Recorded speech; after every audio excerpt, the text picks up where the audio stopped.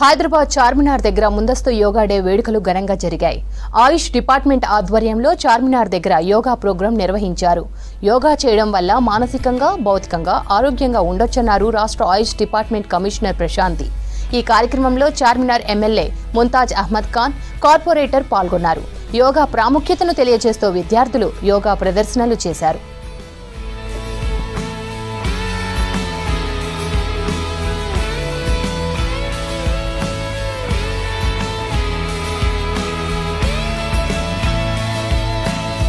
ఇక్కడ ఇవాళ 10వ అంతర్జాతీయ యోగా మహోత్సవం సందర్భంగా నిన్నటి నుంచి జరిగే సంబరాల్లో భాగంగా ఇవాళ చార్మినార్ దగ్గర యోగా చేయడం జరిగింది.